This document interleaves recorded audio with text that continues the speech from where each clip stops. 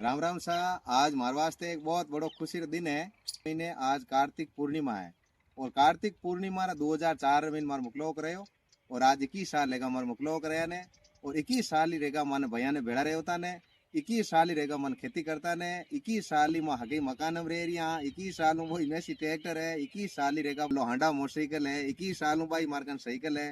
और बहुत सारी ऐसी चीजा है और 21 साल में माँ चारू में भाई राजी खुशी भेड़ा रह रही उन्हीं मकान में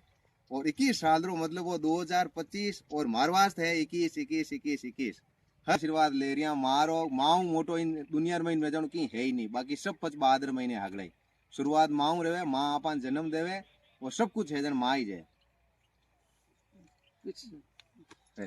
हमें हैंगा शादियां रहे जने बे 4 साल 5 साल 8 साल रहे जने हैप्पी एनिवर्सरी बे शादी रान बे सालगिरह मनावे